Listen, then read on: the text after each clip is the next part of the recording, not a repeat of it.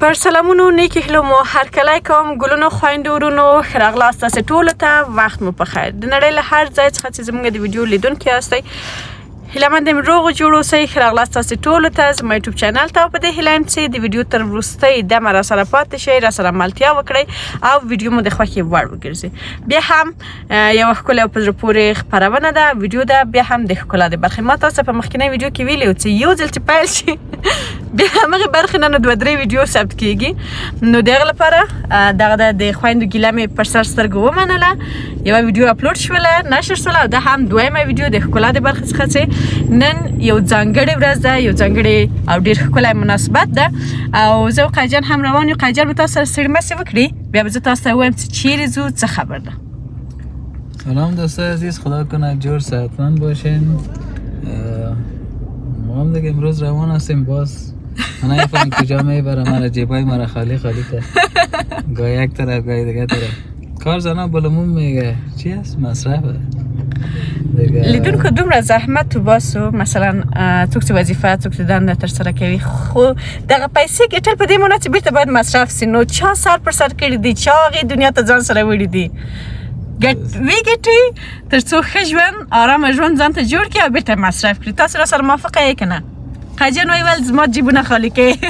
دوستای عزیز ما هم جیبای خود کمک تکان دادم گفتم باش کل دیگه مصرف نکنم دیگه مصرف تا مقدر چخه میگه تا حدش تو زیاد مصرف میکنی الله مصرف زیاد شده دیگه حالا کجا میریم لیدونکو روان یو نن یوې ډېرې په زړه پورې او ښکلې میلمستیا ته او لمر دی میلمستیا ته او څه مناسبت دی مونږ یو چیرې هغه وړو زمستاني وړو په کابل کې دغه رسم رواجونه زښته زیات دي مثلا عیدي ده اختره نوروزي نور نو جوړه وړل کیږي او اوس هم چې د ژمي موسم را رسېدلی دی هغه هیوادوال مو چې نامزاد د کوژدن دی نو د هلک د کورنۍ لخوا څخه ورته یو څه ډالۍ وړل کیږي چې زمستاني نوم یې پرېښی دی ګرچې یو اضافي مصرف دی خو خیر ده اوس ده چې یو بانه دې ته جوړېږي چې خپل خپلوان یو بل وګوري رواج شوی دی او مثلا یو ښه مناسبت دی چې کورنۍ یو څو دقیقې یو بل سره کښېني لږ څه خپل وخت ښه تېر کړي خوشحاله وخت تېر کړي نو مونږ هم یوې ډېرې په زړه پورې جالبې میلمستیا ته او محفل ورته ویلی سو دعوت شوي یاستو نو د همغه لپاره زه هم باید پوره چمتووالی ونیسم تاسې وبښئ که تصویر لږ څه کله سوځي کله رڼا کېږي دې لپاره چې لمر دی نو د هغه لپاره زښته زیات کارونه لرم او د ټولو نه ښه خبر زما لپاره دا ده چې زه جامې نه لرم او باید قیجان لږ څه خپل جیبونه تش کړي او یو څه واخلي نو روان یو اول به بازار ته لاړ سو بیا نو ځو له خیره ځان چمتو کوو او بیا نو ځو دغه ښایسته او رنګین محفل ته غواړم تاسې هم راسره بوزم ځکه چې تاسې خو زما د کورنۍ قدرمن غړي یاستئ او زه نه غواړم چې هر چېرته نه لاړه سم بیا بله ورځ تاسې ګیله وکړئ چې ولې دې زمونږ پرې بونه تللو په ځانګړې توګه خپلو خوارخوندو خپلو خویندو ته وایم نو دغه لپاره تاسې هم راسره بیایم تاسې هم ځانونه چمتو کړئ ما خو از اول گفتم پلان سر جیبایم هست بالکل بالکل دله خوشحاله اوسه چې زه هورم نه بیایم موسی هم نه بیایم که نه یو دوه اضافي مصرف نورم در باندې کېده لیدونکو له نیکه مرغه مورجان او پلارجان مې دي هغوی موسی هور هغوی سره پرېږدم ځکه هوا یخه ده معلومه نه ده نو د هغه کسان کور ته چې موږ ځو طبعا هر څوک په خپل کور کې نهایت کې 2 کوټې ګرمې کړي برقونه هم دومره نه وي چې د بخارۍ څخه برقي بخارۍ څخه استفاده وسي او تر اوسه دغه چری یا بخاری هم چا نده ایخی ځکه تر اوسه نو وخت دی مخصوص شاید قدر اشتکا نده طبعا په محفلو میلمستیا کې لیدونکو دا ښه ده دغه نزاکت په پام کې ونیسو مثلا هغه کورنۍ چې امکانات شته چې خپل ماشوم په همغه د یوې ورځ لپاره یا مثلا هغه یو ټایم لپاره یو څوک ورته وساتي نو ښه ده چې بوی نه ځي زه فکر کوم دا به ډېر ښه نزاکت او زه همیشه کوشش کوم چې دا نزاکت په پام کې ونیسم هغه وخت امکانات وي چې زما ماشومان مثلا زما مور وي زه ورته ورولم کور ودان خدای دې ډېر عمر ورکړي او زه مننه واخر ونه کوم چې زه خو یې غټه کړلم اوس زما ماشومان هم غټه پدر مادر نعمت است از خاطر زو هر جای خاص خود داره مثلا یعنی تو وقتا یعنی ما دچار چیز میشیم که یعنی کجا بریم وقت که اونا باشه دل ما جمع است، یعنی از ما کده اونا خوب نگاش میکنه و ما یگان دفعه اگه پتکه کنیم دیگه کنیم یک جای ببریش احیانا ما خوش احسان خودم محمد رسم میگم باید یک جای که رفت خب بشینه اشتک از بازم شوخی خودم میکنه اشتک شوخی نکنه میگه مریض از تکلیف داره دیگه بازم یک جای بریم یک چند دقیقه آرام بشینیم نسبتا خوب است. خب باز اون نفرها که مثلا مادر پدرش یا خسر خوشیش اونا زنده باشه خوب است که باز دینی وقتا دیگه زیاد به درد میخوره، همیشه به درد میخوره دعایش یش. خب وقتی که دچار انت جایا می باشی مثلا دفتن جای کار میری یا شفاخانه میری یا بازار میری دیگه از اون که خود ببریشه و در خانه نسبتا محفوظ می باشه خوب است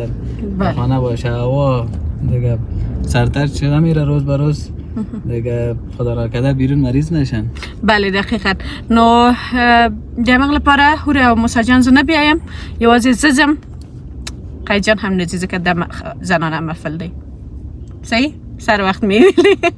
ما براسه دای بیرته زین هر چیزی سلاره نورا سلام سه ویدیو دیره نوگده ما خواندور و جالب ویدیو دست زد ساخلم کومی جامعه او چه رقم زن چم تو که آلت چه مراسم تر سرکیگی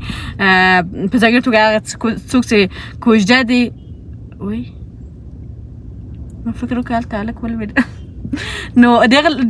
لپاره یو ښه ایډیا کېدلی سي چې دغه ویډیو وګوري کولی سي هغه کسان چې هلک در کوژده لري د خپل کوژدې لپاره یو څه داسې چمتووالی ونیسي هغه څوک هم چې نجلۍ ده او نامزاده ده کولی سي چې خپل څه ورته وایي خپل پرزیدنټ ته دغه ویډیو ورولېږي تر څو هغه هم ایډیا واخلي. ولې لیدونکو یوه خبر شته هغه کسان چې وس او توان نه لري زه د مقابل جانب نه هیلهمنده یم که هغه خوښ یو خو سر د دې هلک دی که هغه کوژده نه ده باید په دغسې وختونو کې اضافي مصارفونه ډډه وکړي. زه فکر کوم که یوازې همداسې هم ورسي او یو دسته ګل ووړي لږ څه میوه ووړي هم باید هغه نجلکۍ هم ډېره خوشحاله اوسي او هم قناعت وکړي ځکه چې اقتصادي وضعیت د ټولو خراب دی. دوی چې وړي شکر الحمدلله لري الله پاک دې نور هم ورکړي ځکه چې د خپل خوښۍ لمانځي. ولې دا زما ویډیو دې لامل نشي کېدلی چې هغه کسان چې نه لري هغوی هم اوس وایي چې باید موږ ته داسې توقعات یا داسې خواهشات راپوره کړي ځکه چې طبعا واضح وایم چې دا یو اضافي مصرف دی. عیدي نوروزي د زمستاني یا هره جوړه د په اسلام کې نشته ولې دا یو رواج د افغانانو راګرځېدلی دی. نو هغه کسان چې نه لري هیلهمن چې مقابل جانب مقابله کورنۍ درک کړي راسره اوسئ لکه چې پر بنده کې بند یو انشالله چې بخیر ورسیږو. یک موضوع دیگه که خودت گفتی باید تجلیل شود میروزا مراسم که هست نوروز از مثلا برات سیدی از براتی هر چیزی که هست زمستانی جوره یگان تا هست که از همچشمی هم کار میکنن و میگه والا او برد من چطور پس ماندم یعنی تقاضایش یا اگه نامزاد باشه سر مثلا از طرف دختر خیل میگه که یعنی این چیزا رو ما بیاریم به دختر خاله مورده بر ما بیار به دختر خاله به دختر مامایم یا برازی آورده این چیزا رو به ما بیارین. خب مشکلی هست که حالا مشکل اقتصادی کلگی داره و یگان تا میشه که نداشته باشه یگان تا داره دیگه ما از واسه توان خود میکنن و باید از خاطر از این یک مراسم زندگی خود خراب نکنین. دقیقا. و این میشه همکاری کنین که نامزادتان یا که هر کس که باشه اگه عروسیتان می باشه به خرید میرن دیگه چند نفر دیگه میرن مزاحمت میکنن کی باید اینی چیز خریده شوه اینی چیز باید نگیرین اینی چیز خریده شوه و اقلا اونمو هسته که از همونجا شروع میشه به حساب تضاد فامیلا که دیر سرما اینی چیز گرفته بود دیر سرما این چیز گرفته بود پس باز قصورش میکشه دیگه امور بانین به طبیعت شاه روز که اونا خودشان جرامت میکنه میگیره و اگه بچه قصدار شوه پس مشکل به دختر برمیخوره از خاطر از او که وقتی که اینا عروسی کنن خو یک جای میشه مشکل بچه مشکل دختر کلش یکی میشه. وقتی که او اگه قصدار شوه پیش دروازهشان که یک نفر بیه یا برازیا مزاحمت کنن یا دیگه کنه که پیسه ما بده دیگه اونو میشه باعث میشه که هم خودشان رنج میبینه، هم زندگیشان تلخ میشه که باید دیر راه حلش مجبور است که هم بچه هم دختر هر دویشان دست با هم یک کنه و مشکل حل کنن. زندگی وقت کارسی کردی دیگه کل مشکلات و هر چیز خوشحالی از دو طرفه در جانبه میشه دیگه. از دو طرفه هر چیزی که باشه باید راهش حلش پیدا شه. دیگه پیام همی بود که دوستای عزیز سرکس بد نخوره از خاطر همچشمی چیزا که یگان تا والا این چیز داره ما چرا ندارم، این خانه داره ما چرا ندارم، یا این موتر داره ما خودت جنجال میکنه، او یا یک موتر دیگه رو تبدیل که دیگه موتر بگی در اون چیزا باز ضرر میکنن با خودتان. دیگه چیزی که خداوند لایق هر کس میبینه امور نصیبش میکنه و باید شکرگزار باشیم. و همیشه که خداوند در حالتش هم جانجوری،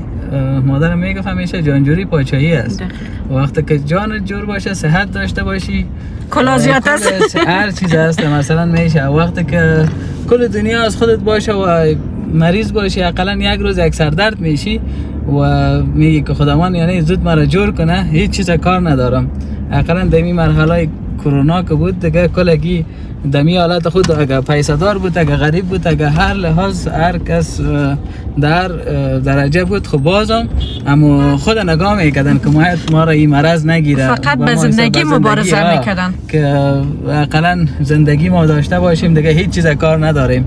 دیگه خداوند خودش میبینه و با کی لایق چی را میدانه و نموره برش میده و ما باید همیشه شکرگزار باشیم. ما خود هستیم. و دوستای عزیز این از طرف من یک پیام خلاصه بود که شما آزرده نشین، نه حقیقت است، بد نخوره دیگه. موضوع این است گفتم باش که همراه شما هم شریک کنم که تجربه ما همه قدر مثلا دمی همه قدر تجربه داشتم که از دید خود گفته بودم. دیگه خودتان میفهمین هر کس ذهن خود و فکر خود زندگی خود پیش ببره بهتر از چیزی که با دیگران فکر میکنین که یعنی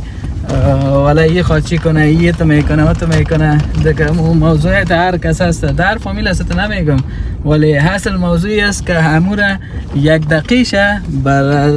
مثلا با کار خود، با روزگار خود، با فامیل خود امور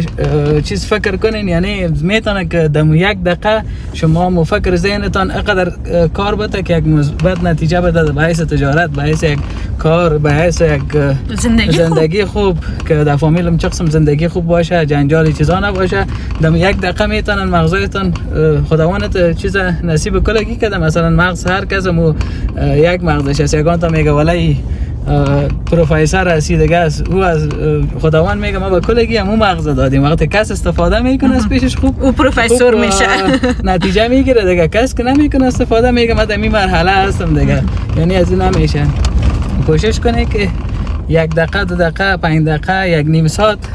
هر روز اگه بتونین کارهای خوب و کارهای خرابتان در ذهنتان بگردانین و کوشش کنین که از امو یک نتیجه مثبت بگیرین از کارهای خوب که من این کارهای خوب کردم اگه باز دگام کنم زندگی بهتر شده میره دیگه. هم زندگیتان بهتر میشه، هم ترقی میکنین، هم خداوند اجر و ثواب نصیب میکنه و هم ما رسیدیم به جای داد. ما رسیدیم دیگه. نزدیک است اینجا بریم. حسینه جان میره، من یکم دگام کار دارم. من برم بردیم اول خرید بریم، باز از بخیر برای امین جیلا بتیم، باز تو بر بکارت. قدرمون لیدون کن ملتیم وکره ویدیو دوام لری. من خواستم گفتم من خود از پیش بکشیم مثلا سلام نشه پس گیریم کرد. نه مذاق کردم دوستای اگان شوخی روا باشه دیگه. ما نزدیک رسیدیم، بریم یک کمتون خرید داریم که زیاد خرید نکنیم اصلا. نه کم اقاقق بریم دوستای عزیز.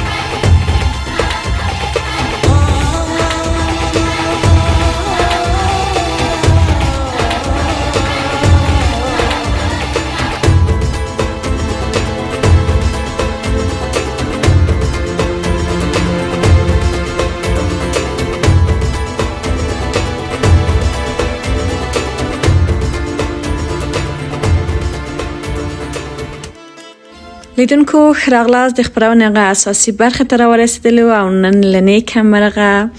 زما یو ډېره نږدې ملګرې ماته میکاپ کوي او دا چې ډېر زیات کار هم درلوده، بیزي او مصروفه هم وه، ولې بیا هم ویلې چې زه غواړم په خپل زړه تاته نن میکاپ وکړم. دلته نو دې لپاره چې میکاپ آرټسټ یوه وه او مشتریان ډېر و، نو په نوبت سره یو نفر میکاپ کوه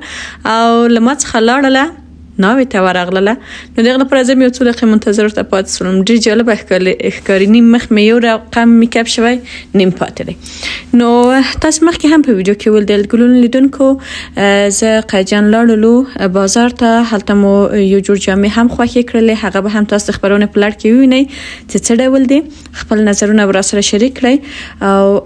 ما دې لپاره د بازار څخه ډېره ویډیو ونه خیستله، ځکه زه په بازار کې استراحت نه یم چې ویډیو واخلم. د دې لپاره چې ښځینه هم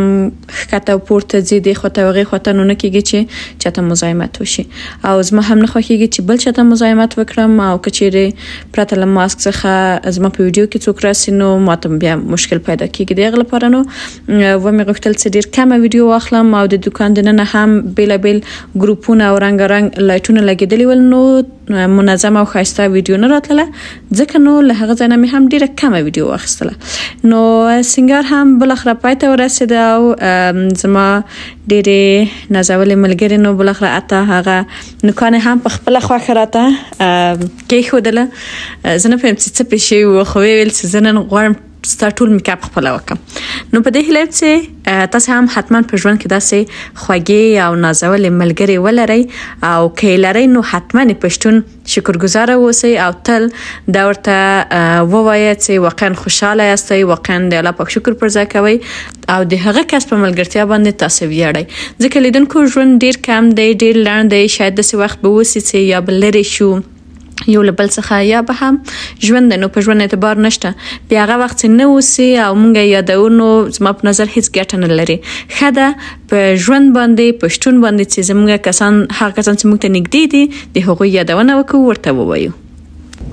قدرمنو لیدونکو، د ویډیو په دوام بیا هم تاسو ټولو ته د زړه له کومې ښه راغلاست وایم او ډېره ډېره مننه چې ویډیو مو تر دې دمه راسره ولیدله. هیله مند یم د خوښې وړ مو هم ګرځېدلې اوسي. د خوښۍ محفل دی، د خوښۍ میلمستیا ده او طبعا چې کله چې داسې یو میلمستیا ته بلنه راکول کېږي، هم هر څوک چې داسې میلمستیا ته دعوت کېږي حتما نو څه ناڅه چمتووالی خو ورته نیسي. د ښځینه او د نجونو زیور او زینت خو همدغه سینګار یا مثلا نوې جامې یا ښکلې جامې، رنګارنګ جامې اغوستل دي. نو د هغې لپاره مونږ هم ډېر کم چمتووالی مې ونیو، ډېر کم، زیات نه تاسې وینئ. نو ملتیا راسره وکئ او بیا هم واقعا ډېر زیات خوشحاله یو. زه ومې غوښتل چې تاسو هم د دغې خوشحالۍ ورځ کې په دغه ښایسته میلمستیا کې تاسو هم راسره مل اوسئ. دا چې څه چمتووالی مو نیولی دی، دا چې څه نور